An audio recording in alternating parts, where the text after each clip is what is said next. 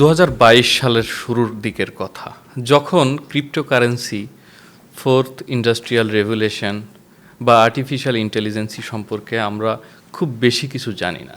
কৃত্রিম বুদ্ধিমত্তা যে কিভাবে আমাদেরকে একটা জায়গাতে আবদ্ধ করতে পারে সে বিষয়ে তখনও আমরা ঠিক তেমন কিছু জানি না। ঠিক এই মুহূর্তে এমন একজনের কাছ থেকে আমি ক্রিপ্টোকারেন্সি, আর্টিফিশিয়াল ইন্টেলিজেন্স বা কৃত্রিম বুদ্ধিমত্তা এবং চতুর্থ শিল্প বিপ্লব সম্পর্কে জানতে পারি। সে মানুষটির পার্টিকুলার এই সেশনটি সেদিন আমি কিছুটা মিস করেছি বা জানতে পারিনি কিছু বিষয়, বা জানার প্রয়োজন আরও অন্যান্যদের জন্য রয়েছে বলে আমি মনে করি। সেখান থেকে আজকে আমাদের স্টুডিওতে আমন্ত্রণ জানিয়েছি নেসার রেজা খানকে। আমাদের সঙ্গে রয়েছেন নেসার রেজা খান। আসসালামু আলাইকুম। ওয়ালাইকুম আসসালাম। শাফায়েতুল্লাহ সাহেব, আপনি কেমন আছেন? আলহামদুলিল্লাহ, আপনি কেমন আছেন? আপনাকে অনেক অনেক ধন্যবাদ এত সুন্দর একটা আয়োজন করার জন্য, আর রূপালী বাংলাদেশকে এবং দ্য দুবাই শোকেও, এবং এই স্টুডিওটা ফ্যান্টাস্টিক। এই উদ্যোগটার জন্য আপনাকে অনেক অনেক আমরা শুভকামনা করছি।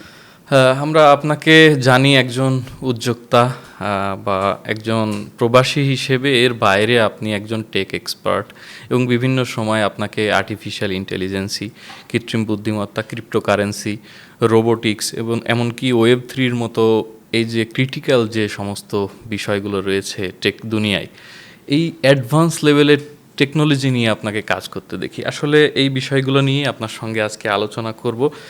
ঠিক জানতে চাই সরাসরি যে এই ব্যাপারে আপনার যাত্রা কিভাবে শুরু হলো বা এই বিষয়গুলো নিয়ে আপনি কিভাবে কাজ শুরু করলেন। ধন্যবাদ শাফায়েত সাহেব। আসলে আমি একজন সিভিল ইঞ্জিনিয়ার। আমি পড়েছি এনভায়রনমেন্টাল ইঞ্জিনিয়ারিং টেক্সাস থেকে। তো আমি যখন দুবাইতে ফেরত আসি ডিগ্রি নিয়ে, তখন আমি কনস্ট্রাকশনে যে চাকরিগুলো পাচ্ছিলাম সেগুলো আমার জন্য উপযুক্ত ছিল না। তো তখন আমি চিন্তা করলাম যে আমাকে আরেকটা ডিগ্রি নিতে হবে। এবং ওই সময় আপনার খেয়াল আছে যে এই .com বাবলটা হয়ে যায় এবং আইটি সেক্টরটা এবং ফিউচার টেকনোলজি খুবই একটা উন্নত মানের একটা সেক্টর হয়ে ওঠে। সবাই চাচ্ছিল তখন কম্পিউটার সায়েন্স পড়া, সফটওয়্যার ইঞ্জিনিয়ারিং পড়া। তো আমিও তখন আমেরিকান ইউনিভার্সিটি শারজা থেকে সফটওয়্যার ইঞ্জিনিয়ারিং একটা ডিগ্রি শুরু করলাম। এবং তার সাথে সাথে আমি একটা জার্মান কোম্পানি শারজায়, ম্যাপস জিও সিস্টেমের একটা ফরচুন 500 কোম্পানি, সেখানে আমার এনভায়রনমেন্টাল ডিগ্রির জন্য আমি একটা চাকরি পাই, জিআইএস অ্যানালিস্ট। জিআইএস বলতে জিওগ্রাফিক্যাল ইনফরমেশন সিস্টেম। তো আমি প্রোগ্রামিং খুব কম জানতাম। সিভিল ইঞ্জিনিয়ারিংয়ে কিছু অ্যাসেম্বলি ল্যাঙ্গুয়েজ, বেসিক, কোবল এইসব আমরা পড়েছি মেশিন লেভেল, কিন্তু C++ বা সি এসব কিছুই পড়িনি আমরা। তো তখন আমার একটা ব্যাকডোর এন্ট্রি হলো আইটি সেক্টরে। আমার যে চাকরিটা ছিল জিআইএস অ্যানালিসিসে, সেটা আমরা aerial survey, ground survey, cadastral mapping, vector mapping, Dubai পুলিশের জন্য, দুবাই মিউনিসিপ্যালিটির জন্য, বিভিন্ন শেখদের জন্য, প্লাস ডিফেন্সের জন্য আমরা এইসব ম্যাপিং করে দিতাম। কিন্তু এই ম্যাপটা কিন্তু অ্যাকচুয়ালি ইনফরমেশন না। ইনফরমেশনের জন্য আপনার এই ইনফরমেশন অ্যানালিসিস সিস্টেম দরকার। সেই প্রোগ্রামিংটা আমি শিখলাম। ইউনিভার্সিটিতেও পড়াশোনা করলাম রাতে, আর দিনের বেলা চাকরি করে, দুইটা জিনিস করে আমি আসলে টেকের দিকে চলে আসলাম। এবং খুব শিগগিরই আমার ওই কোম্পানিতে খুব উন্নতি হলো, আমি প্রজেক্ট লিডার হয়ে যাই। তো তখন আমার যে ইচ্ছাটা ছিল যে অ্যাকচুয়ালি কনস্ট্রাকশন ইন্ডাস্ট্রি, ডেভেলপিং ইন্ডাস্ট্রিতে আসা, যার জন্য সিভিল ইঞ্জিনিয়ারিং পড়া, সেটা একটা সুযোগ হয়ে গেল বেটার হোমস একটা কোম্পানির নামে। সেই কোম্পানিতে আমাকে head of research and consultancy হিসাবে আমরা নিয়ে নিলেন। এইভাবে আসলে কিন্তু আমি টেক আর রিয়েল এস্টেট দুইটা মিলিয়ে এই দুবাই শহরে আমি কাজ করতে পেরেছি এবং এই ইন্ডাস্ট্রিতে ঢুকতে পেরেছি। তো এটা আসলে প্রথমে ছিল আমার একটা পেশাগতভাবে আমার এটা দরকার ছিল, একটা এই ইন্ডাস্ট্রিতে ঢোকা, শেখা, নতুন জিনিস শেখা, এবং কিভাবে আমি নিজেকে আমার কম্পিটিশন থেকে একটু এগিয়ে নিয়ে যেতে পারবো। এই কারণেই আসলে আমি এই টেক সেক্টরে ঢুকেছি। তাহলে আপনি ক্যারিয়ার ডেভেলপমেন্ট পাশাপাশি আপনার যে আগ্রহের জায়গাটা আছে, পার্টিকুলার এই দুইটি জায়গা থেকেই দুটির সংমিশ্রণে এই জায়গাটিতে এসে উপনীত হয়েছেন, যে আগ্রহ রয়েছে প্লাস এখান থেকে আমার নিজে ক্যারিয়ার ডেভেলপ করারও কিছু আছে। হ্যাঁ, অ্যাবসলিউটলি। ইনফ্যাক্ট আমার কোনো চিন্তা ভাবনাও ছিল না যে আমি কখনো সফটওয়্যার ইঞ্জিনিয়ারিং পড়বো বা এই ইন্ডাস্ট্রিতে কাজ করব। কিন্তু আমি দেখলাম যে real estate sector, construction business এবং ডেভেলপমেন্ট সেক্টরে প্রচুর গ্যাপ রয়ে গেছিলো, টেকনোলজি গ্যাপ রয়েছিল। তারা অনেক ট্রেডিশনাল টেকনোলজিতে কাজ করছে। যেমন ধরেন একটা উদাহরণ দিচ্ছি, এক্সেল বেসড অনেক ডেটাবেস কাজ করতো 99, 2002-তে। তো আমি যে কোম্পানিতে চাকরি নেই, সেখানে আমি তাদের পুরা আইটি সিস্টেমটা চেঞ্জ করে ফেলি এবং আপগ্রেড করে খুব ইনোভেটিভ কিছু জিনিস আমরা ওখানে নিয়ে আসি। তার মধ্যে একটা সফটওয়্যার নাম হলো মাস্টার কি। এটা হলো, আপনি যদি এটা সার্চ করে দেখেন, এটা হলো দুবাইয়ের home grown property management, sales and marketing software. এটা পুরো সিআরএম সিস্টেম এবং প্রপার্টি ম্যানেজমেন্ট সিস্টেম। এটা আমরা জিরো থেকে এটা বানিয়ে, কিন্তু এটা আমার অ্যাকচুয়াল কাজ ছিল না। আমার কাজ ছিল প্রজেক্ট ডেভেলপমেন্ট, আমরা বিল্ডিং বানানো, প্রজেক্ট বানানো, ভিলা কমিউনিটি বানানো। কিন্তু সাথে সাথে আমি আমার ওই টেকের ইন্টারেস্টটা এগিয়ে নিয়ে যাই, এবং 2008-এ আমার একটা অপরচুনিটি আসে, যখন আমি জিজিকো বলে একটা কোম্পানি, খুবই বড় একটা ফ্যামিলি, তারা এখন জিজিকো নামে একটা মেট্রো স্টেশনও আছে। তো সেই ফ্যামিলির ফাউন্ডাররা আবার আমার স্কুল ফ্রেন্ড শারজা শরীফাত থেকে, এবং তাদের সাথে মিলে আমি কিছু প্রপার্টি ডেভেলপমেন্ট বিজনেসও শুরু করি, এবং তার নাম জিজিকো প্রপার্টিজ, এটার আমি ডাইরেক্টর ছিলাম। এবং তাদের একটা ইচ্ছা ছিল টেক সাইডটাও ডেভেলপ করা, কারণ এই মার্কেটে প্রপটেক বলে একটা জিনিস আছে, প্রপার্টি টেকনোলজি। তো এই প্রপার্টি টেকনোলজিটার বিশাল বড় একটা গ্যাপ ছিল। সো আমি টকিং অ্যাবাউট, আমি বলছি 2008-09-এর কথা। তখন এইসব কিছুই ছিল না। তখন আমরা সোশ্যাল মিডিয়া মাত্র নতুন শিখছি। তো এই জিআইএস ব্যবহার করে একটা মানুষ যখন একটা প্রপার্টি খুঁজবে, তো জিওগ্রাফিক্যাল ইনফরমেশন সিস্টেম দিয়ে সে খুঁজে বের করতে পারে কোন লোকালিটিতে সে অ্যাকচুয়ালি চায়।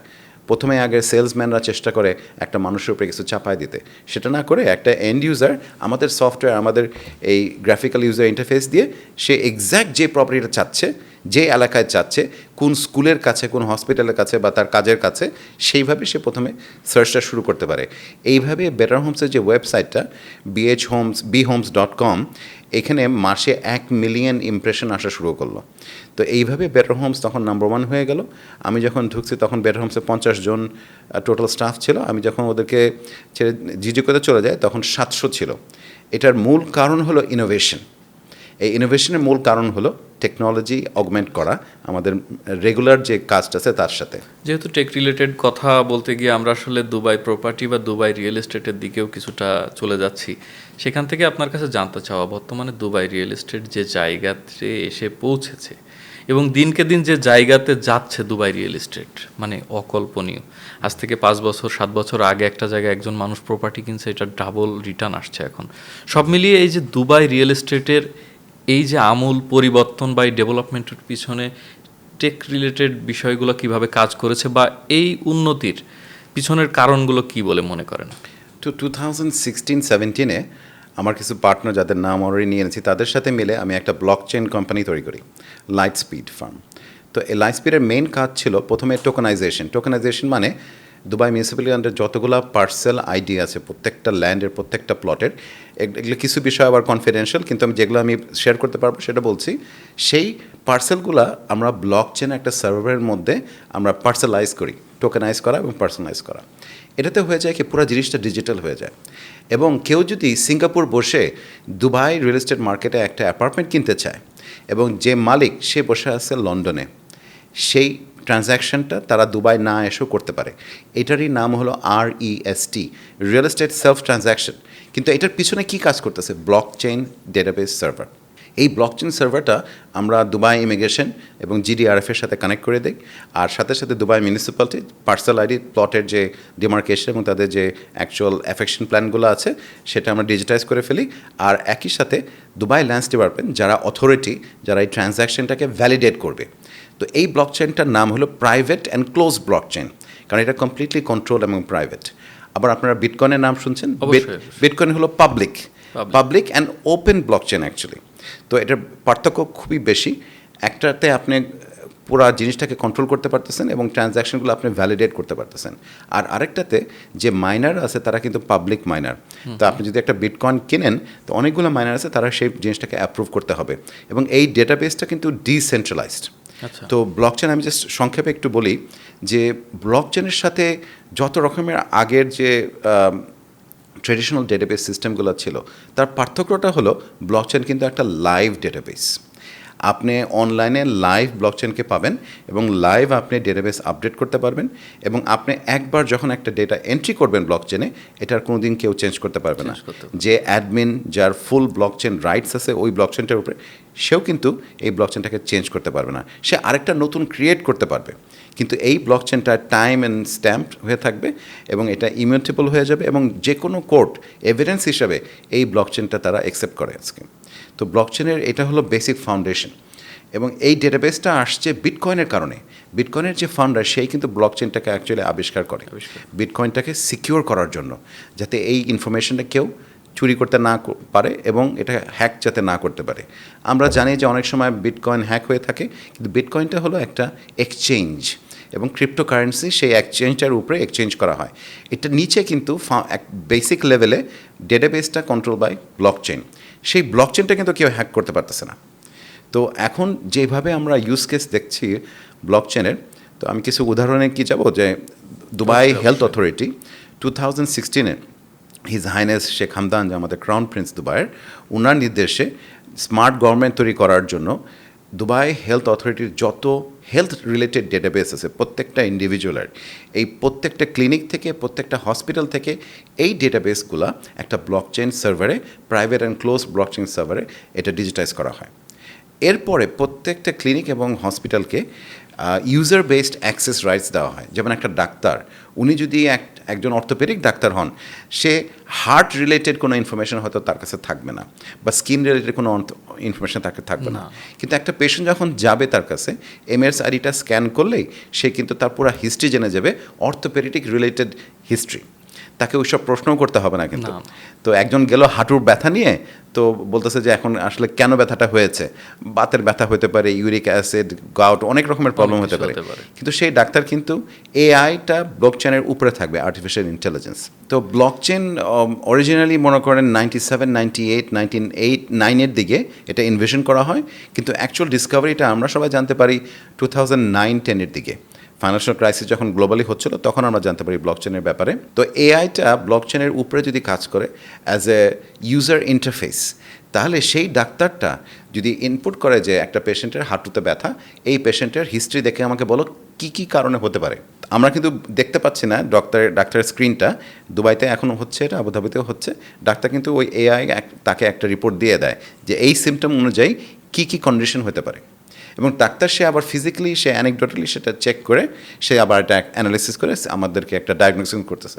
তো এই জিনিসটা এআই যদি না থাকতো, তাহলে এই যে ম্যাসিভ ডেটাবেস ব্লক চেনের, এটা কিন্তু একটা মানুষের পক্ষে এত তাড়াতাড়ি, আমরা ডাক্তারের কাছে যাই 5 মিনিট 10 মিনিট সে দেখেন, তো এই কনসালটেন্সির সময় কিন্তু এটা সম্ভব না যে এই অ্যানালিসিস করে আবার একটা ডায়াগনোসিস করা। এটাতে আমাদের এআই হেল্প করছে। এবং এই জিনিসটা আমরা অনেকে জানি না, 2016, 17, 19 পর্যন্ত দুবাই হেলথ অথরিটি এটা কমপ্লিটলি ডিজিটাইজ করে ফেলে। আজকে আপনি যে কোনো মানুষ যার এমআরআইটি আছে ভ্যালিড, সে যে কোনো ক্লিনিক বা ডাক্তারের কাছে গেলে পুরো হিস্ট্রিটা সেই ডাক্তার জেনে যাবে, আপনি না বললেও সে জেনে যাবে। এবং সেই ডায়াগনোসিসটা খুবই অ্যাকুরেট এবং খুবই এফিশিয়েন্ট হবে। তো এই জন্য এই ব্লক চেনের যে ইউজ কেস যেগুলো আছে, আমরা ক্রিপ্টো থেকে আমাদের মাইন্ডটা সরিয়ে আমাদের বুঝতে হবে যে এটার প্রচুর বেনিফিট আছে, এবং এটা দিয়ে আমাদের অনেক জায়গায়, আমাদের লাইফের এবং আমাদের কর্মজীবনে, আমাদের ব্যবসায় অনেক জায়গায় আমরা এগিয়ে যেতে পারবো এই ব্লকচেন টেকনোলজি দিয়ে। পার্টিকুলারলি এডুকেশন সেক্টরেও উই ক্যান ইউজ ইট। বলতে চাই যে আমাদের সার্টিফিকেট নিয়ে একটা বড় ইস্যু আছে, এবং আপনার সঙ্গে আমি বেশ কয়েকবার এই সমস্ত বিষয় নিয়ে কথা হয়, বা আপনাকে আমি কোথাও পেলেই আমি কোনো না কোনো ইনফরমেশন জানার চেষ্টা করি। সেখান থেকে কিছুদিন আগে জানতে চাচ্ছিলাম যে বাংলাদেশিদের এই বিদেশে আসার ক্ষেত্রে, হাই প্রফেশনের ভিসার ক্ষেত্রে সংযুক্ত আরব আমিরাতে যে সমস্যাটা সব থেকে বেশি হয়, সার্টিফিকেট, ফেক সার্টিফিকেট, এই ইস্যুটার জন্য আমাদেরকে কিন্তু অনেক কিছুই সহ্য করতে হয়। সর্বশেষ আমাদের মাননীয় প্রধান উপদেষ্টাও বলেছেন যে একজন নার্সকে হাই প্রফেশনে ভিসা দিয়ে নিয়ে আসা হয়েছে, তার সার্টিফিকেটটিও ভুয়া। এমন একটি বিব্রতকর পরিস্থিতির মধ্যেও তিনি পড়েছেন, এবং এই সার্টিফিকেট যাচাই বাছাই করতে কিন্তু বেশ বেগ পেতে হয়। আমাদের বাংলাদেশ মিশন এগুলো নিয়ে খুব শক্ত হাতে কাজ করেন, তারপরেও এখনো পর্যন্ত অনেক ক্ষেত্রেই অনেক কিছু অধরা বা অজানা থেকে যায়। সেখানে ব্লক চেইনটাকে কিভাবে অপটিমাইজ করা যায় বা কিভাবে কাজে লাগানো যায়? তো দুবাই চেম্বার অফ কমার্সে একটা সেমিনার হয় ঢাকা চেম্বার অফ কমার্সের সাথে, তো আমাকে ওনারা দাওয়াত দিয়ে নিয়ে গেছিলেন। তো সেখানে যখন আমাদের মাননীয় অ্যাম্বাসেডর সাহেব বলেন এই বিষয়টা নিয়ে, যে আমাদের প্রধান উপদেষ্টা কী বলছেন, তো তখন আমি তাদেরকে বলছি যে এটার খুব একটা সুন্দর সলিউশন আছে ব্লকচেন দিয়ে। সেটা হলো যে এখন কিভাবে সার্টিফিকেটটা নকল করা হচ্ছে। অনেক ক্ষেত্রে দেখা যাচ্ছে বেশি পয়সা দিয়ে যারা নিচ্ছে তারা কিন্তু অ্যাকচুয়ালি রিয়েল সার্টিফিকেটটা পাচ্ছে, একদম অথেন্টিক। যেখান থেকে সার্টিফিকেটটা ইস্যু হয় সেখান থেকে ইস্যু করে তারপর অ্যাটেস্টেশন করে নিয়ে আসতেছে, মানে অরিজিনাল সার্টিফিকেট, অথেন্টিক সার্টিফিকেট। কারণ এখানে একটা হিউম্যান লেভেল করাপশন থেকে যায়। তো ব্লকচেনের কিন্তু কাজে হলো যে মিডল ম্যানকে একদম পুরা সিস্টেম থেকে বের করে দেওয়া, আপনি ডাইরেক্ট ডিল করবেন। তো যে ইউনিভার্সিটির রেজিস্ট্রার একটা সার্টিফিকেট ইস্যু করবে, তারা সবাই যদি প্রত্যেকটা স্কুল, কলেজ, ইউনিভার্সিটি বাংলাদেশে যদি এই সার্টিফিকেটগুলা তারা একটা ব্লকচেন সার্ভার, যেটা বাংলাদেশ গভর্নমেন্ট কন্ট্রোল করবে, প্রাইভেট অ্যান্ড ক্লোজ ব্লকচেন, সেই ব্লকচেন সার্ভারে তারা যদি প্রত্যেকটা সার্টিফিকেট, অথেন্টিক সার্টিফিকেট তারা যদি ওখানে রেজিস্টার করে এবং ডিজিটাইজ করে, তাহলে হবে কি, দুবাই গভর্নমেন্ট, ইমিগ্রেশন হোক, দুবাই লেবার মিনিস্ট্রি হোক, আর যে কোনো একটা কোম্পানি বা এখানে মানুষ উচ্চ বিদ্যার জন্য আসতে পারে, তো সেই মাস্টার্স ডিগ্রির জন্য তারা ব্যাচেলার্স ডিগ্রিটা সার্টিফাই করতে চায়। তো তারা ওই ব্লকচেনে যদি তারা অ্যাক্সেস থাকে, তাদের বাংলাদেশ গভর্নমেন্ট যদি তাদেরকে অ্যাক্সেস দেয়, অ্যাক্সেস নিয়ে তারা ওইখানে খুবই সিম্পল ইয়েস আর নো, যে এই সার্টিফিকেটটা, এই নাম্বার, এই ডেট, এই নাম, এটা কি অথেন্টিক, ইয়েস আর নো। তো মিলি সেকেন্ডে ব্লকচেন আপনাকে বলে দেবে যেটা অথেন্টিক। আপনাকে কোনো অ্যাটেস্টেশনের কাছে যেতে হবে না, ministry of foreign affairs, ministry of education, কিছুই লাগবে না, কনসুলেট, এমবেসি, কাউকে লাগবে না অ্যাকচুয়ালি। আপনি জাস্ট আপনাকে ট্রাস্ট করতে হবে দুইটা অথরিটিকে, একটা হলো রেজিস্ট্রার যে সার্টিফিকেটটা ইস্যু করছে, আর আরেকটা হলো বাংলাদেশ গভর্নমেন্ট, মানে মিনিস্ট্রি অফ এডুকেশন। তো এইভাবে আমি তাদেরকে প্রপোজাল দিয়েছি যে খুব ইজিলি আমরা এই ফেক সার্টিফিকেটের প্রবলেম থেকে বের হয়ে আসতে পারবো। কিন্তু এটাও আমাদের একটা ভুল ধারণা যে শুধু বাংলাদেশিরা এটা করে, বিভিন্ন দেশের মানুষ এটা করে, এবং এটা যুগ যুগ ধরে এই প্রবলেমটা চলে আসছে। তো এই প্রবলেমটা সবার জন্যই আমরা সলভ করতে পারবো এই ব্লকচেন সার্ভার, ব্লকচেন ডেটাবেস দিয়ে। আমরা এবার একটু এআই এবং রোবোটিক্সের বর্তমান চিত্র সম্পর্কে জানতে চাই। যেমন আজকের দিনে যদি দুবাইয়ের দিকে লক্ষ্য করি, দুবাইয়ের প্রত্যেকটি প্রতিষ্ঠানের যে ওয়েবসাইট আছে তারা আর্টিফিশিয়াল ইন্টেলিজেন্সের চ্যাটবট ইউজ করছে, তাদের সমস্ত ইনফরমেশন সেখানে দেয়া আছে, স্মার্ট অ্যাসিস্ট্যান্ট রয়েছে, ড্রোন রয়েছে, সেলফ ড্রাইভিংয়ের ব্যবস্থা রয়েছে। আপনি লাস্ট 48 আওয়ার্স একটা নিউজও শুনেছেন যে আলাইনে সর্বপ্রথম যে উড়ন্ত ট্যাক্সি, ফ্লাইং ট্যাক্সি চালু হচ্ছে, সেটাও কিন্তু টেকনোলজির একটা অনন্য আবিষ্কার। সব মিলিয়ে প্রযুক্তির সঙ্গে যেহেতু আপনি সরাসরি জড়িত রয়েছেন, এখনই এর যে ব্যাপক উন্নতি আমরা লক্ষ্য করছি, আগামী 5 বছর অর্থাৎ 2030-এর মধ্যে এই জায়গাটি কোথায় গিয়ে পৌঁছাতে পারে? যদিও দুবাই 2050 একটা মিশন তারা ঘোষণা করেছে, তার থেকেও অ্যাডভান্স আমি মনে করি সংযুক্ত আরব আমিরাত। সেখানে আগামী 2030 সালের মধ্যে এই প্রযুক্তি বিপ্লব কোথায় নিয়ে যেতে পারে এবং এআই এক্ষেত্রে কতটা সহযোগী হবে? আমি একটু ছোট্ট ব্যাকগ্রাউন্ড হিস্ট্রি দিয়ে আপনাকে এই কথাটা, আমি এই প্রশ্নটা উত্তর দিই।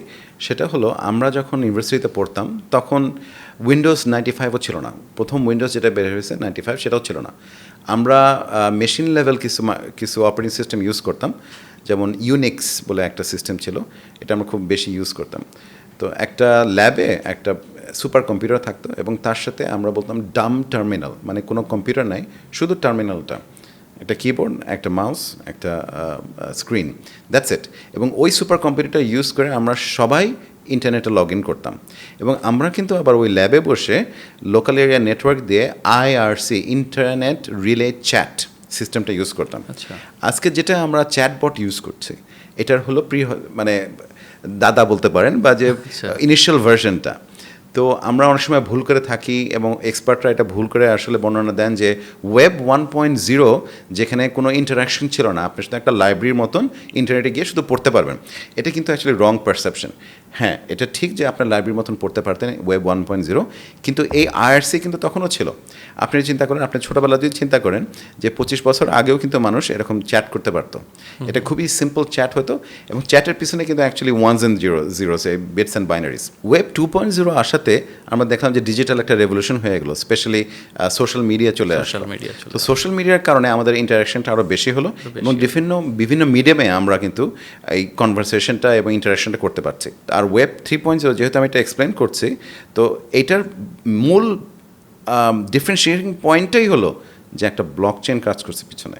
এই ব্লকচেনটা দিয়ে এবং উপরে যদি AI ইউজ করেন বা যে কোনো গ্রাফিক্যাল ইউজার ইন্টারফেস, GUI যেটাকে বলা হয়, সেটা দিয়ে আপনি ই কমার্স, যেমন ধরেন অ্যামাজন যেটা করছে, সুক আমাদের এখানে হোম গ্রোন দুবাইয়ের যে একটা এন্টিটি সুক, তো এইসব সব রকমের প্ল্যাটফর্ম কাজ করা শুরু করলো। সাথে সাথে আপনি দেখেন, আপনি যদি আজকে আপনার ফোন খুলে আপনার কারোর সাথে, আপনার কলিগের সাথে কথা বলেন যে আপনি হয়তো ছুটিতে কোথাও যেতে চাচ্ছেন, হয়তো সাইপ্রাসে যাবেন, আপনি দেখবেন যে নেক্সট 24 আওয়ার্সের মধ্যে আপনার মোবাইলে এবং আপনার যতগুলো ডিভাইস কানেক্টেড, সেখানে সাইপ্রাসের যত রকমের আপনার ট্যুরিজম ওয়েবসাইট আছে, তারা সবাই আপনাকে অ্যাড দেওয়া শুরু করে দেবে, কারণ তারা কন্টিনিউয়াসলি আপনাদের সব কিছু শুনছে, এবং এআই সেটা অ্যানালিসিস করে, গুগল অ্যানালিটিক্স এআই ইউজ করে সেটা সেই অ্যাডগুলাই আপনাকে দিচ্ছে, যেটা রেলেভেন্ট আর যেটা আপনার জন্য হয়তো ইন্টারেস্টিং হবে। তো এই ডেটাবেসটা এত ক্রিটিক্যাল যে এইটার জন্যই কিন্তু আজকে ফেসবুক বলেন আর অ্যামাজন বলেন, সবাই কিন্তু ইউরোপিয়ান অনেক লেজিসলেটরদের সাথে ফাইট করছে, অনেক রকমের তারা ফেস করতেছে, লসুট ফেস করছে। ব্লকচেনের ডিফারেন্সটা হলো, এই ফেসবুকের ডেটাবেস কিন্তু ফেসবুকের, এটা তাদের প্রাইভেট একটা ডেটাবেস, কিন্তু ব্লকচেন যেটা করবে যে এই ডেটাবেসটাকে ডিসেন্ট্রালাইজড, মানে এটা ওপেন করে দেবে পাবলিকে, কিন্তু কোনো পাবলিক অ্যাকচুয়ালি সে ইউজ করতে পারবে না, অ্যাক্সেস করতে পারবে না যদি তার রাইটস না থাকে, এবং সে যদি একজন রাইট হোল্ডার হয় তাহলে সে শুধু ওই স্পেসিফিক ডেটাবেসটা সে ইউজ করতে পারবে, সেই ইনফরমেশন নিতে পারবে। তো এআই কিন্তু অ্যাকচুয়ালি আমেরিকান ইন্টেলিজেন্সে বলে যে আমেরিকান মিলিটারি, তারপরে সিআইএ, বিভিন্ন দেশের ইন্টেলিজেন্স কমিউনিটি, তারা কিন্তু এআই 50 বছর আগে থেকে ইউজ করছে। সেটার নাম ছিল ন্যারো আর্টিফিশিয়াল ইন্টেলিজেন্স। আজকে আমরা আছি যে পিওর একটা বেসিক আর্টিফিশিয়াল ইন্টেলিজেন্সে। সেই বেসিক ইন্টেলিজেন্সটা যখন রিলিজ করলো চ্যাট জিপিটি, তখন কিন্তু এটা খুব জিওমেট্রিক রেটে প্রোগ্রেস করা শুরু করলো।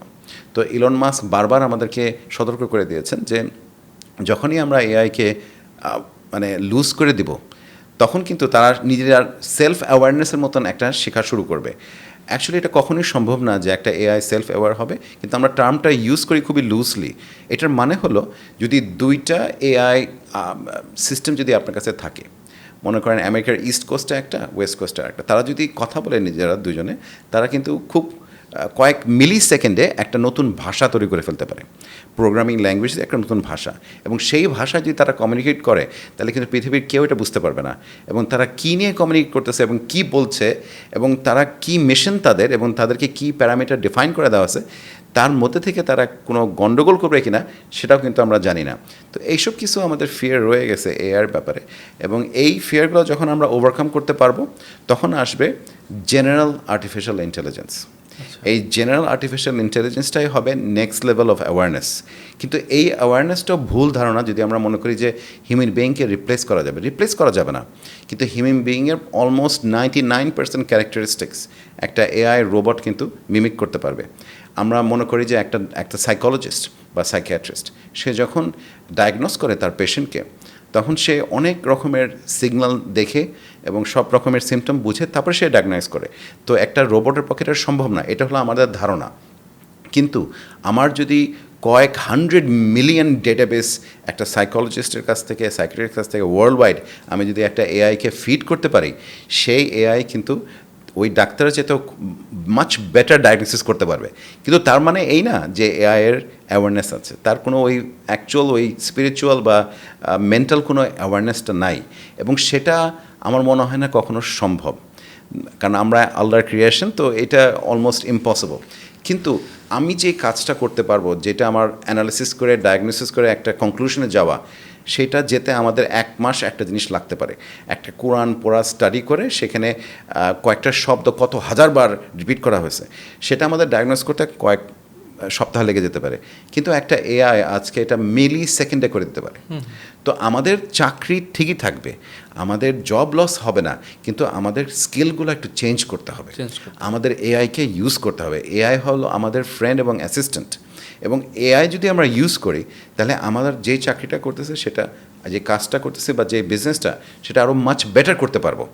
যেমন ধরেন আজকের এই ইন্টারভিউটা, এটা অলমোস্ট ইম্পসিবল যে একটা রোবট আমার বডি ল্যাঙ্গুয়েজ, আপনার বডি ল্যাঙ্গুয়েজ এটা বুঝে ঠিক কীভাবে ইন্টারভিউয়ের ডাইরেকশনটা চেঞ্জ করতে হবে। বা প্রশ্ন, আমরা এখানে কথা বলতেছিলাম এআই নিয়ে, ব্লক চেনের 4th IIR নিয়ে এবং Web3 নিয়ে, তো আমরা আবার রিয়েল এস্টেট নিয়েও একটা কথা বললাম। এই চেঞ্জগুলো কিন্তু যদি প্রোগ্রাম না থাকে এবং সে যদি কয়েক মিলিয়ন ইন্টারভিউ দেখে না বুঝতে পারে, তাহলে কিন্তু এটা কোনোদিন সম্ভব না। আসলেই কি এআই কোনোভাবে মানুষের মতো অনুভব করার শক্তি রাখে বা তার থেকে বেশি ক্ষমতা বা কম, কি মনে হয় মানুষের মতো কি তার বোঝার বা অনুভব করার ক্ষমতা আছে কিনা এআই এর? সব কিছু এআই সম্ভব যদি আমরা এটাকে প্রোগ্রাম করতে পারি। প্রোগ্রামিংয়ের বেসিক ফাউন্ডেশন হলো ডেটাবেস। তো ব্লকচেন ডেটাবেসের মাধ্যমে আমি যদি একটা এআইকে ট্রেন করতে পারি যে কিভাবে ফিল করতে হবে, তা একটা এআই বেস রোবট, তার সামনে যদি একটা মানুষ কান্না করে বা হাসে, তাহলে তার কী রিয়াকশনটা হবে সেটা আমাকে প্রোগ্রাম করে এআই বেস রোবটটাকে বলে দিতে হবে। তাছাড়া কিন্তু সে এটা রিয়াক্ট করতে পারবে না। তো আমরা কত অ্যাডভান্সড রোবোটিক্সে যেতে চাচ্ছি এবং সেটা আমাদের উপর নির্ভর করছে। এইটাই হলো ফিয়ার মানুষের, যে আমরা কত অ্যাডভান্সে চলে যাব। তো এখন একটা এআই রোবট যদি ডিসাইড করে যে আমরা এই পৃথিবীটাকে ধ্বংস করছি, তো তাদের যদি ওই লেভেলে যদি অ্যাক্সেস থাকে, তাহলে তারা কি আমাদেরকে ধ্বংস করবে না? সব সিনেমা তো এইটা নিয়েই হয়, তাই তো? তো সেই লেভেলের আর্টিফিশিয়াল ইন্টেলিজেন্সের কন্ট্রোল আমরা এখনও হারিয়ে ফেলে নেই। এবং আমরা যদি এই কন্ট্রোলটা রেখে দিই, তাহলে আমার মনে হয় না ভবিষ্যতে আমাদের কোনো চিন্তা আছে। কিন্তু আপনি জিজ্ঞেস করছিলেন যে দুবাই শহরটা বা আমাদের এই সোসাইটিতে ইউএইতে কত দূর এগিয়ে যাবে। আমার মনে হয় যে আগামী 5 বছরে আমরা একটা হিউজ লিপস অ্যান্ড বাউন্সের মধ্যে আমরা দেখব যে আর্টিফিশিয়াল ইন্টেলিজেন্সের যেই rate of increase and innovation, সেটা জিওমেট্রিক রেটে হবে, অ্যারিথমেটিক না। তো আমরা আগামী 5 বছরে যে ইনোভেশনটা হবে, গত 50 বছরে যা হয়েছে তার চেয়ে অনেক বেশি হয়ে যাবে। তো ফ্লাইং ট্যাক্সি বা অটোনোমাস ভেহিকল, যেটা অটোনোমাস ভেহিকলটা প্রথমে আসবে, অলরেডি দুবাই এবং আবুধাবিতে কিন্তু আছে এবং বিভিন্ন জায়গায় মনে করেন মিডিয়া সিটিতে এগুলো টেস্ট করা হচ্ছে। একটা ক্যাপটিভ এরিয়ার মধ্যে এটাকে টেস্ট করা হয় যাতে আমার ভেরিয়েবলগুলো কম থাকে, তাতে রিস্ক মিটিগেশনটা হয়। অটোনোমাস ভেহিকল ইউরোপে এবং আমেরিকায় আজ থেকে 7-8 বছর আগে থেকে এটা টেস্ট করা হচ্ছে, আমেরিকায় সবচেয়ে বেশি। এখন পর্যন্ত আমরা কিছু বিষয়ে ল্যাগিংস আছে, পিছিয়ে আছি, যার জন্য আমরা এটা মেন স্ট্রিমে যেতে পারছি না এই অটোনোমাস ভেহিকেল নিয়ে। তার মধ্যে একটা হলো আইন। তো যদি একটা অটোনোমাস ভেহিকেল একটা অ্যাক্সিডেন্ট করে একটা ড্রাইভার ভেহিকেলের সাথে, তাহলে কার ফল্ট? অটোনোমাস ভেহিকেলের মালিকের ফল্ট না ওই সফটওয়্যারটা যে বানিয়েছে, সেটা এখন টেসলা হোক আর মাইক্রোসফট হোক আর গুগল হোক, তার কঠিন সমীকরণে আছে। তো এই লিগ্যাল লুপহোলটার জন্য কিন্তু অনেক কিছু এখনো এগিয়ে যাচ্ছে না। এটা যদি আমরা ওভারকাম করতে পারতাম, তাহলে কিন্তু 5 বছর আগে দুবাইতে ফ্লাইং ট্যাক্সি চলে আসতো। আপনার মনে আছে, আপনি যদি গুগল করেন দেখবেন যে আমাদের ক্রাউন প্রিন্স কিন্তু বেশ কয়েকবার ফ্লাইং ট্যাক্সি নিয়ে কথা বলেছে। প্রথমে ড্রোনের মতন ফ্লাইং ট্যাক্সি ছিল, তারপরে মেইন স্ট্রিম ফ্লাইং ট্যাক্সি। তো এখানে আরেকটা বিষয়, এটা আরও ক্রিটিক্যাল, সেটা হলো এয়ার স্পেস কন্ট্রোল, যে এয়ার ট্রাফিক কন্ট্রোলটা। তো এই জায়গাটায় আমরা কিভাবে এটা মিটিগেট করবো এই রিস্কটা? কারণ এখানে শুধু ফ্লাইং ট্যাক্সি না, আবার ড্রোনসকেও পারমিশন দিতে হবে আপনাকে সাইড বাই সাইড। তো একটা ড্রোনের জন্য কিন্তু এখন লাইসেন্স দরকার। আপনি ড্রোন ফ্লাই করতে চাইলে লাইসেন্স দরকার এবং নির্দিষ্ট জায়গা আছে। তো ঠিক তেমনি এয়ার ট্রাফিক কন্ট্রোলার তারা এরকম করিডোর বের করবে, সেই করিডোরে শুধু এই এয়ার ট্যাক্সিগুলো চলতে পারবে। যেমন ধরেন ডিএচএল অনেক আগে থেকে চেষ্টা করতেছে যে যত ডেলিভারি হোক সব কিছু, ডেটাবেস হলো ব্লকচেন, উপরে হলো এআই, আর সামনে হলো রোবোটিক্স। ড্রোনটাও কিন্তু একটা রোবট। এই রোবটটা প্রত্যেকটা জায়গায় এই ডেলিভারিটা করতে পারবে এবং ডেলিভারি আপনার দরজায় না, আপনার জানলাও চলে আসতে পারে এবং খুব দ্রুত চলে আসতে পারে। যেই ডেলিভারি আমরা আজকে মনে করেন যে তালাবাদ থেকে নেই বা কারিম থেকে নেই এবং সেটা 40 মিনিট লেগে যাচ্ছে জ্যামের কারণে, সেটা আপনি কয়েক মিনিটে পেয়ে যাবেন। তো এইসব অনেক রকমের প্রোগ্রেস চলে আসবে। ক্রিপ্টো এবং ব্লকচেইন গত দশকে অনেক উত্থান পতনের মধ্য দিয়ে এসেছে। আপনার দৃষ্টিতে এই প্রযুক্তিগুলোর সম্পর্কে সবচেয়ে ভুল বোঝাবুঝি কোথায় ছিল? প্রথমত আমি বলতে চাই যে ব্যাংকার্সরা এবং ফাইন্যান্সিয়াল যত ট্রেডিশনাল সেক্টর আছে বা ইনভেস্টমেন্ট সেক্টর, অ্যাসেট ম্যানেজমেন্ট, এই সব সেক্টর এবং ট্রেডিং, অনলাইন ট্রেডাররা সবাই খুব ভয় পেয়ে গেছিল যখন ক্রিপ্টোটা প্রথম আসলো। আমি, আমার ভাই, আমার ছেলে, এখন আমরা সবাই অনলাইনে, এখনও আমি এই বয়সেও গেমিং করি। তো যখনই সুযোগ পাই তখনই গেমিং করি। তো সেই গেম আমরা যে অনলাইনে খেলি, পৃথিবীর যে কোনো সার্ভারে খেলা যায়। তো যে কোনো ধরনের মডিফিকেশন বা আপগ্রেড সেই গেমে করতে হলে আমাদের অনলাইনে আগে ছিল পেপ্যাল, তারপরে আসলো বিটকয়েন। তো বিটকয়েনটা তখন আমরা চিনতাম না, এটা 2007-এর কথা, 2007-8। তখন আমরা এটা অন্য নামে চিনতাম এবং সেটা আমরা কিনতাম অনলাইনে, কিনে সেটা দিয়ে আমরা অ্যাপ আপগ্রেড করতাম, আমাদের গেমটা আপগ্রেড করতাম। তো এইটাই ছিল অ্যাকচুয়ালি বিটকয়েনের শুরুটা এখান থেকে, পিছনে সবসময় ছিল ব্লকচেন। তো বিটকয়েনটা হলো একটা ক্রিপ্টোকারেন্সি, মানে ডিজিটাল কারেন্সি। আমরা সবাই চিনি গোল্ড বা প্রেশাস মেটালস ব্যাকড কারেন্সি, আর আরেকটা চিনি যেটা ফিয়াট কারেন্সি বলা হয়। তো ক্রিপ্টোকারেন্সি নিয়ে সবাই ভয় পেয়েছিল প্রথমে এই জন্যই যে এটা আর্টিফিশিয়ালি একটা ভ্যালু তৈরি করা হয়, কারণ এটার পিছনে কোনো রেগুলেটরি এজেন্সি ছিল না। যেমন আমেরিকায় আছে securities and exchange commission, SEC, আমাদের দুবাইতেও আছে, বাংলাদেশেও আছে। তো এক্সচেঞ্জ কমিশনরা, তারা সিকিউরিটিজ যারা গভর্নিং বডি, তারা কিন্তু এটার সাথে কখনো ইনভলভ ছিল না। এটাই ছিল সবচেয়ে বড় ভয় তাদের, যে কি হয়ে যাবে। আর ব্যাংকাররা, ইনভেস্টররা, ইনভেস্টমেন্ট কোম্পানিরা আর অ্যাসেট ম্যানেজাররা ভয় পাচ্ছিল তাদের চাকরিটা চলে যায় কিনা। এবং আজকে কিন্তু আপনি দেখেন যে কোনো ব্যাংকে আপনি যখন ব্যাংকের কাস্টমার সার্ভিসকে কল করবেন, টিপিক্যালি একটা মেশিন উত্তর দিবে আপনাকে, এবং এটার পিছনে AI কাজ করছে, এবং তারা আপনার সব রকমের প্রবলেম সলভ করে দেবে। এবং কোনো একটা মানুষের কাছে যাওয়ার আগে তারা চেষ্টা করবে আপনি যতক্ষণ সম্ভব আপনাকে একটা কাস্টমার সার্ভিস এজেন্টের কাছে যাতে না যেতে হয়, কারণ এটা এত বেশি গ্যাপ কস্টের, মানে 1000 গুণ বেশি কস্ট একটা মানুষকে ওই চাকরিতে রাখা, তার চাইতে যদি আপনি AI দিয়ে, ব্লকচেন দিয়ে সেই একই কাস্টমার সার্ভিস আপনি ফোনে দিতে পারছেন বা অ্যাপের মাধ্যমে দিতে পারছেন বা ওয়েবসাইটে। তো ঠিক তেমনি যেসব চাকরি কাস্টমার সার্ভিস সেন্ট্রিক, যেসব চাকরি আপনি প্রোগ্রাম করতে পারবেন, রেপিটেটিভ যে কোনো টাস্ক, যেটা রেপিটেটিভ টাস্ক, সেই চাকরিগুলো থাকবে না। তার মানে এই না কিন্তু যে মানুষের চাকরি চলে যাবে। মানুষ নতুন স্কিল শিখবে, তারা AI ইউজ করা শিখবে, এবং তাদের চাকরিটা ভিন্ন পর্যায়ে চলে যাবে। তো এটা হলো একটা বিষয়।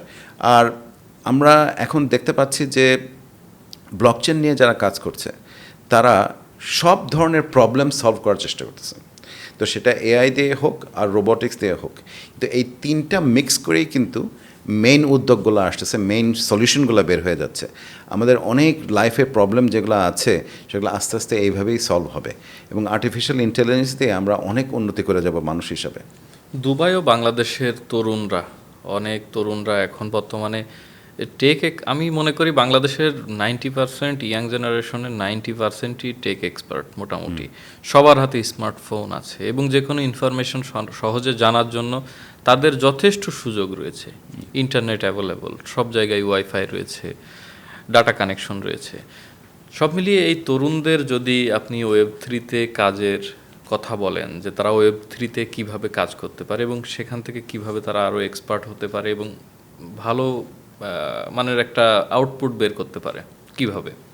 তো প্রথমে তাদের এই টেকনোলজিগুলো, মানে ব্যাক এন্ডে যে প্রোগ্রামিং ল্যাঙ্গুয়েজগুলো আছে, মনে করেন পাইথন বা জাভা, C++, এগুলো সব তাদেরকে শিখতে হবে, এবং শিখে এটাকে মাস্টার করতে হবে, স্পেশালি ব্লকচেন আর আর্টিফিশিয়াল ইন্টেলিজেন্স যেটা দিয়ে তৈরি হয় সেই সব ল্যাঙ্গুয়েজ তাদেরকে শিখতে হবে। এবং এগুলো শেখার পরে তাদেরকে অনলাইনে গিয়ে, আমাদের অ্যাকচুয়ালি কয়েক মিলিয়ন এরকম ফ্রিল্যান্সার আছে বাংলাদেশে যারা প্রোগ্রামার, এবং তারা অনলাইনে বসে আমেরিকার বিভিন্ন কোম্পানির জন্য, ইনক্লুডিং নাসা এবং ইউরোপের বিভিন্ন কোম্পানির জন্য তারা কিন্তু ফ্রিল্যান্স অনেক কনসালটেন্সি এবং অনেক কাজ করে দিচ্ছে। এবং আমাদের প্রোগ্রামাররা বলতে গেলে অ্যাট পার পৃথিবীর যত বেস্ট প্রোগ্রাম আছে তাদের সাথে। আমাদের যেখানে ল্যাকিংস আছে সেটা হলো যে আর্টিস্টিক সাইডটা, একটা প্রোগ্রামের যখন আমরা ফিনিশিংটা দিব, একটা গ্রাফিক্যাল ইউজার ইন্টারফেস তৈরি করতে হবে যেটা এন্ড ইউজারের দেখবে। সেই ইন্টারফেসটার যে ডিজাইনটা, সেই ডিজাইন কোয়ালিটি এখনও দেখা যাচ্ছে যে ইউরোপিয়ান কিছু কোম্পানি আছে, ইউরোপিয়ান কিছু দেশ আছে, এবং স্পেশালি সিলিকন ভ্যালি আমেরিকাতে ওখান থেকে বেস্ট ডিজাইনগুলো আসছে। কিন্তু এইটা কিন্তু আবার AI এই গ্যাপটা ফুলফিল করতে পারে। AI দিয়েও কিন্তু আমরা অনেক রকমের ডিজাইন করতে পারি। তো যারা আমাদের খুবই মেধাবী প্রোগ্রামার আছে বাংলাদেশ থেকে, তারা এই AI ইউজ করে তাদের যে ট্রেডটা, তাদের যে সার্ভিস অফারিংটা, সেটা আরও অনেক উন্নত মানের করে নিতে পারে। এবং তাদের সবসময় দেখতে হবে যে নতুন কী টেকনোলজি বের হচ্ছে সেটা সবার আগে শিখে নেওয়া, এবং নিজেকে রেলেভেন্ট রাখা, নিজেকে আপ টু ডেট রাখা, এবং কন্টিনিউয়াসলি চেঞ্জ নিয়ে আসা। আপনি যদি মনে করেন কালকে ঘুম থেকে উঠে একই কাজ করবেন, কিন্তু আপনি আপনার প্রফিট মার্জিন, আপনার সার্ভিস অফারিংটা আপনি বাড়াতে চান, সেটা সম্ভব না। কিন্তু আপনাকে নিজেকে আগে ইমপ্রুভ করতে হবে, আপনাকে নিজেকে নতুন স্কিল শিখতে হবে, এবং যেই জিনিসটা বের হবে সেই জিনিসটা আপনাকে অনলাইনে স্টাডি করে, এখন সব কোর্স অনলাইনে অ্যাভেলেবল, এবং কিছু ফ্রি এবং কিছু পেইড, এগুলো করে আপনাকে নিজেকে এগিয়ে নিয়ে যেতে হবে। এবং আপনাকে দেখতে হবে যে পৃথিবীতে যেসব সলিউশনগুলো বের হয়ে গেছে যেসব শহরে, সেই সলিউশনটা আপনি অন্য কোন শহরে আপনি ইমপ্লিমেন্ট করতে পারবেন। সেই শহরে গিয়ে ওই যে আরেকটা সাকসেসফুল মডেলটা নিয়ে আপনি সেটা ইমপ্লিমেন্ট করেন। যেমন আপনি যদি দুবাই শহরকে স্টাডি করেন, আমি আগেই বলছি আমাদের ক্রাউন প্রিন্স এটাকে স্মার্ট সিটি বানিয়েছেন অনেক আগে। দুবাই মিউনিসিপ্যালিটি কিন্তু 100% পেপারলেস, 100%, কোনো প্রিন্টার নেই, কোনো অফিসে কোনো টেবিলে আপনি প্রিন্টার দেখবেন না, 100% পেপারলেস। তো সেই জিনিসটা থেকে আমরা কিছু শিক্ষণীয় আছে আমাদের বাংলাদেশের জন্য, তো আমরা এটা কিন্তু খুব ইজিলি অ্যাপ্লাই করতে পারি বাংলাদেশের ক্ষেত্রে। তো বাংলাদেশে পেপার আমরা খুব বেশি ইউজ করি, সব ক্ষেত্রে আমরা পেপার প্রিন্ট আউট করা আমরা পছন্দ করি। সেখান থেকে আমাদের বের হয়ে আসতে হবে, কারণ পেপারটা অ্যাকচুয়ালি গাছ থেকেই বানানো। তো এই যে পেপারের জন্য যে জটিলতায় পড়তে হয় সেটি আমরা লক্ষ্য করেছি কিছুদিন আগে অনাকাঙ্ক্ষিত একটা দুর্ঘটনার মাধ্যমেই বলবো। যে কোনো একটা দুর্ঘটনায় সচিবালয়ে আগুন লাগে গভীর রাতে এবং বেশ কিছু অফিস, গুরুত্বপূর্ণ অফিস সেখানে ক্ষতিগ্রস্ত হয়েছে এবং অনেক ফাইল পত্র, নথি, সরকারি দাপ্তরিক অনেক কাগজপত্র পুড়ে নষ্ট হয়েছে এবং যার কারণে এখনো পর্যন্ত আমার জানা মতে অনেকগুলো গুরুত্বপূর্ণ কাজ থমকে আছে। যে এই ডকুমেন্টসগুলো আগুনে পুড়ে গেছে, এখন যদি আমরা আবারও এগুলা রিমেক না করি তা এ পর্যন্ত আর কাজ হবে না। ঠিক এই জায়গাটি ডেভেলপ করার জন্যই হয়তো পেপারলেসে যাওয়া উচিত আমাদের। অ্যাবসলিউটলি। আমার কনস্ট্রাকশন কোম্পানিতে আমাদের 3 ধরনের ব্যাকআপ থাকে। একটা পেপার ব্যাকআপ তো থাকেই, আরেকটা সার্ভারে ব্যাকআপ থাকে, আরেকটা হলো ক্লাউডে ব্যাকআপ। 3টা ব্যাকআপ আমরা রাখি, যাতে কোনো রকমের এরকম যদি রিস্ক থাকে বা কোনো অঘটন হয় তাহলে যাতে আমরা সেফ থাকি বা আমাদের ডেটাবেসটা লস না হয়। আর আমাদের ডেভেলপমেন্ট বিজনেসে সেখানে আমরা পেপার খুবই কম ইউজ করি, কিন্তু সেলস অ্যান্ড পারচেস এগ্রিমেন্ট আপনি জানেন যে ট্রানজ্যাকশনের সময় এটা রাখতেই হচ্ছে, আমাদের এখনও প্রিন্ট আউট নিতে হচ্ছে এবং সেটা সব এন্ড ইউজাররাও এখনও পছন্দ করে। তো আস্তে আস্তে সবার মাইন্ডসেটটাও চেঞ্জ হবে যে পেপারটা আসলে দরকার নাই। তখন দেখবেন যে আস্তে আস্তে সব কিছু আপনার মোবাইলে চলে আসছে। অলরেডি অলমোস্ট 100% আমরা এখন মোবাইলে কিন্তু অপারেট করতে পারি রিমোটলি, সব জায়গা থেকে সব কিছুই করা সম্ভব। তো কোভিডটার জন্য কিন্তু আমরা এটা অনেক দূর এগিয়ে গেছে খুব দ্রুত। তো এখান থেকে আমি বলবো যে দুবাই গভর্নমেন্ট যেটা করেছে সেটা একটা ভালো একটা শিক্ষণীয় বিষয় এবং প্রত্যেকটা ডিপার্টমেন্ট দুবাই গভর্নমেন্টের এখন পেপারলেস। তো এখানেও আমাদের অনেক ইমপ্রুভমেন্ট করার সুযোগ আছে এবং এগুলো কিন্তু সব অপরচুনিটি, এই চ্যালেঞ্জগুলোই কিন্তু অপরচুনিটি। তো আমাদের ছেলেমেয়েরা যারা প্রোগ্রামিং নিয়ে কাজ করছে বাংলাদেশে, তারা কিন্তু দুবাইয়ের মডেলগুলো স্টাডি করতে পারে এবং পৃথিবীর আরও বিভিন্ন অনেক শহর আছে যারা খুব এগিয়ে গেছে, স্পেশালি চায়নার কিছু শহর আছে খুবই অ্যাডভান্সড এবং কোরিয়ারও আছে। তো এদেরকে আমরা, সাউথ কোরিয়া, তো এদেরকে আমরা মডেল হিসাবে তৈরি করলে তাহলে সেই জিনিসটা আমরা বাংলাদেশে অ্যাপ্লাই করতে পারবো এবং খুব দ্রুত আমাদের ইনোভেশন হবে ইনশাল্লাহ। আপনি শুধু টেকনোলজি নিয়ে কাজ করেন বা রিয়েল এস্টেট বিজনেস নিয়ে আছেন ঠিক এমনটি নয়, একাধারে আমরা জানি একজন সোশ্যাল ওয়ার্কার, সমাজসেবক। আপনি দুবাই কমিউনিটি ডেভেলপমেন্ট অথরিটির সঙ্গে কাজ করেন, বাংলাদেশ অ্যাসোসিয়েশন দুবাইয়ের সেক্রেটারি জেনারেল হিসেবে দায়িত্বরত রয়েছেন অদ্যাবধি। এত কিছুর পরেও আসলে ওই দায়িত্বগুলো কিভাবে সামলান? প্রথম কথা হলো এটা আমাদের সবার কর্তব্য, শুধু মুসলমান হিসেবে নয় যে জাকাত বা সাদাকায়ে জারিয়া শুধু এই জন্য না, কিন্তু যে কোনো মানুষের উচিত যে সমাজকে কিভাবে আমরা ফেরত দেবো, কিছু যেটা আমরা পেয়েছি সমাজের কাছ থেকে সেটা আমি কিভাবে ফেরত দেবো। তো এই বিষয়ে আমি চেষ্টা করি যে কোনো রকমের পাবলিসিটি না করতে, যে আমি কি কাজ করি মানুষকে হেল্প করার জন্য, যাতে বাম হাত না জানে ডান হাত কী করে। কিন্তু আমি যে ফাউন্ডেশনের একটা foundation co-founder, smart life foundation, তো সেখানে গত ডিসেম্বর মাসে আমাদেরকে ফার্স্ট প্রাইজ অ্যাওয়ার্ড দেওয়া হয়। 630টা ফাউন্ডেশন অ্যাসোসিয়েশনের মধ্যে আমরা ছিলাম ফার্স্ট। তো আমাদের একটা ইনস্ট্রাকশন দিয়েছে তারা যে আমাদেরকে নিজেদেরকে প্রচার করতে হবে সোশ্যাল মিডিয়ার মাধ্যমে স্পেশালি, যাতে সবাই জানতে পারে, সবাই যাতে ইন্সপায়ার হয় ইনশাল্লাহ এবং আমাদের মতন আরও কাজ করতে পারে। তো একটা ছোট উদাহরণ দেই, আমরা ইংলিশ শেখাই, আমাদের বছরের 70-80 হাজার, আমি তাদেরকে ওয়ার্কার বলবো না, আমাদের রেমিটেন্স যোদ্ধা, তারা শুধু বাংলাদেশি নয়, ইন্ডিয়ান, পাকিস্তানি, শ্রীলঙ্কান, নেপালিজ, ইজিপশিয়ানও আছে, আফ্রিকান আছে। তো তারা আমাদের গ্র্যাজুয়েট হন, ইংলিশ শেখেন আমাদের এখান থেকে completely free of cost, computer শেখান। আরও 70-80টার মতন আরও প্রোগ্রাম আছে, প্রজেক্ট আছে যেটা আমরা শেখাই। তো এখানে আবার আমাদের একটা প্রজেক্ট যেটা প্রত্যেক বছর রমজান মাসে আমরা এটা করি, সেটা হলো ডিস্ট্রিবিউশন।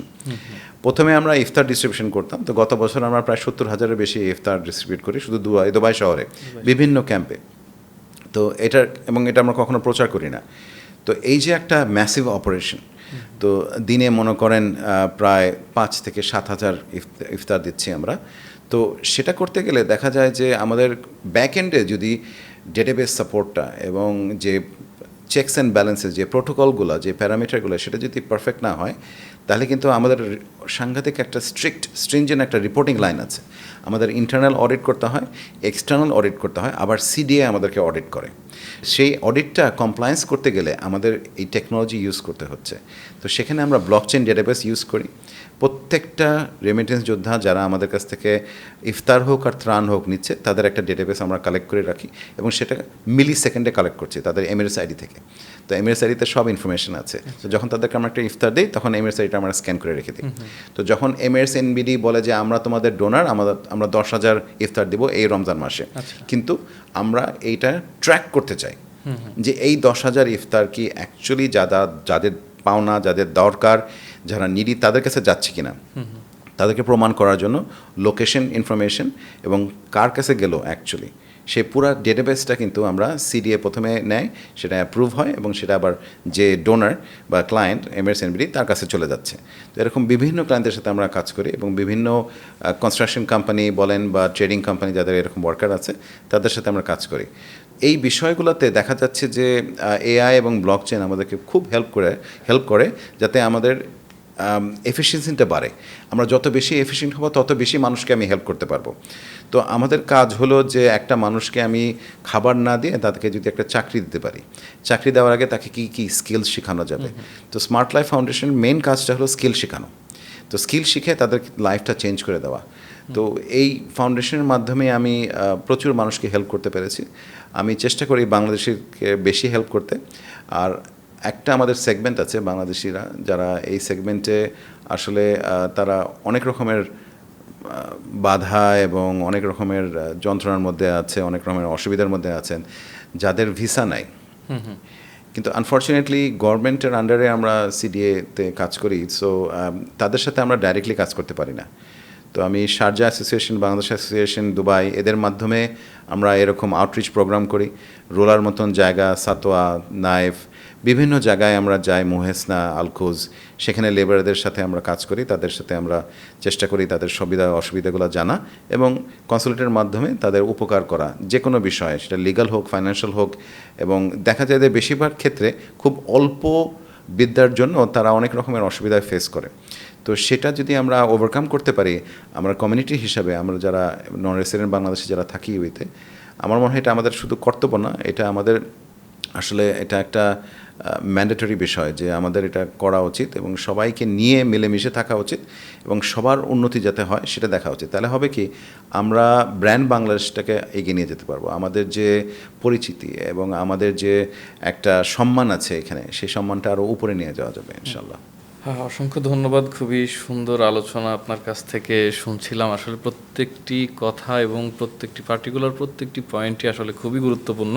অনুষ্ঠানের একেবারে শেষ পর্যায়ে দেখতে দেখতে আপনি হয়তো বুঝতেও পারেননি, আসলে আমাদের এই অনুষ্ঠানটি দৈনিক রূপালী বাংলাদেশ, এটি ভাইয়া হাউজিং এবং ভাইয়া রিয়েল এস্টেট অ্যান্ড রিসোর্টের পক্ষ থেকে এটি স্পন্সর করা হচ্ছে।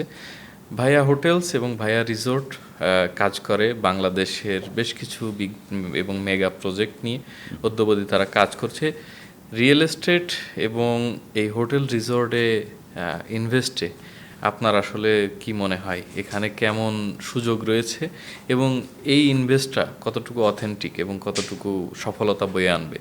জাস্ট এটা অল্প কথায় শেষ করব। তো শর্ট টার্ম রেন্টাল বা ফ্র্যাকশনাল ওনারশিপ, আর আরেকটা যেটা আছে সার্ভিস অ্যাপার্টমেন্টস ওনারশিপ, এটা কিন্তু যুগ যুগ ধরে চলে আসছে এবং আমেরিকায় প্রথম এইসব ইনোভেশন আসে, রিয়েল এস্টেট মার্কেটের যে ইনোভেশনগুলো। তো বাংলাদেশের মতন একটা জায়গায় যেখানে আমরা সবচেয়ে লংগেস্ট আনব্রোকেন বিচ আছে আমাদের, তো ট্যুরিজমের এত ব্যবস্থা আছে, তো এটা খুবই স্বাভাবিক যে এখানে ভাইয়া হাউজের মতন উদ্যোক্তারা ওনারা এরকম প্রজেক্ট নিয়ে আসছেন, যেখানে আমি ইচ্ছা করলে একটা অ্যাপার্টমেন্ট না, একটা অ্যাপার্টমেন্টের একটা পার্সেন্টেজ, একটা ফ্র্যাকশন 1/10 বা 1/100, এটার পিছনে কিন্তু আবার ক্রাউড ফান্ডিংও ইউজ করা যায় এবং ব্লকচেন ইউজ করা যায়, ব্লকচেনে ফেরত আসছে। তো ক্রাউড ফান্ডিং ইউজ করে দুবাই গভর্নমেন্ট এখন অ্যালাউ করছে এটা, যে আপনি ফ্র্যাকশনাল ওনারশিপে যেতে পারবেন। একটা অ্যাপার্টমেন্ট 1 মিলিয়ন দিরহাম, সেটা কেনার পয়সা যদি কারো না থাকে, সে একটা অ্যাপার্টমেন্টের 10 ভাগের 1 ভাগও কিনতে পারে, এবং সে একই বেনিফিট পাচ্ছে। সে যখন রেন্টাল ইনকাম যাবে ওই হোটেল পুলে চলে যাবে, তখন সেই হোটেল ম্যানেজমেন্ট কোম্পানি সেই অ্যাপার্টমেন্টটাকে হোটেল রুম হিসাবে ভাড়া দিবে। তখন সেই ভাড়াটার একটা পার্সেন্টেজ ম্যানেজমেন্ট হিসেবে তারা নিয়ে নেবে, বাকিটা কিন্তু যে ওনাররা আছে তারা শেয়ার করে নিয়ে নেবে। তো এই কনসেপ্টটাকে বলা হয় ফ্র্যাকশন ওনারশিপ বা হলিডে হোম রেন্টাল। তো এখানে দেখা যাচ্ছে আজকে এয়ারবিএনবি কিন্তু খুব ভালো করছে। এয়ারবিএনবি হলো largest hotel chain in the world, কিন্তু তাদের কোনো নিজস্ব কোনো হোটেল নাই বা রুম নাই। তো তারা অনলাইন প্ল্যাটফর্মটা কমপ্লিটলি অনলাইন। এটা টোটালি ডিসরাপটিভ। আমাদের বিভিন্ন হোটেল গ্রুপের কিন্তু আজকে বিজনেস কিন্তু অনেক কমে গেছে এয়ারবিএনবির জন্য। তো ভাইয়া হাউজিং যেটা করছে সেটা আমার মনে হয় যে লোকেশনগুলো ফ্যান্টাস্টিক, কারণ এইসব ট্যুরিজম এরিয়াতে আপনি যদি এখানে ইনভেস্ট করেন তাহলে ট্যুরিস্টরা এসে ওখানে থাকবে, তারা ডেইলি উইকলি ভাড়া দিবে, সেই ভাড়াটা আপনার ইনকাম সোর্স হিসাবে আপনার পুল থেকে আপনি পাবেন। তো এই কনসেপ্টটা আসলে খুবই ফ্যান্টাস্টিক, এবং আমি ওনাদের জন্য উন্নতি কামনা করছি। এবং আমার মনে হয় যে ইউএইতে অনেক বাংলাদেশি এনআরবি আছেন যারা হয়তো যখন ছুটিতে যান তাদের ওই টাইমটা হয় না যে এরকম ইনভেস্টমেন্ট অপরচুনিটি খুঁজে বের করা, সেটা ডিউ ডিলিজেন্স করা, তারপরে ইনভেস্ট করা, এই সময়টা হয় না। তো তারা যেহেতু এখানে দুবাইতে আসছেন, এটা আমাদের জন্য একটা বড় সুযোগ যে আমরা এটাকে যাচাই বাছাই করে এখানে ইনভেস্ট করতে পারি। ধন্যবাদ আপনাকে। অনেকটা সময় নিয়ে আপনি আজকে দৈনিক রূপালী বাংলাদেশের পডকাস্ট শো দ্য দুবাই শোতে সময় দিয়েছেন। আর দুবাই শোর স্পেশালি স্পন্সর করছে ভাইয়া হাউজিং, ভাইয়া হোটেল অ্যান্ড রিসোর্ট। ভাইয়া হোটেলস অ্যান্ড ভাইয়া হাউজিংয়ের সঙ্গে থাকবেন, অবশ্যই রূপালী বাংলাদেশের সঙ্গে থাকবেন। পরবর্তী শোতে আমরা আবার গুরুত্বপূর্ণ কোনো কথা নিয়ে, গুরুত্বপূর্ণ অতিথি নিয়ে এবং নতুন আলোচনা নিয়ে হাজির হব আপনাদের মাঝে। সবাইকে ধন্যবাদ রূপালী বাংলাদেশের সঙ্গে থাকার জন্য।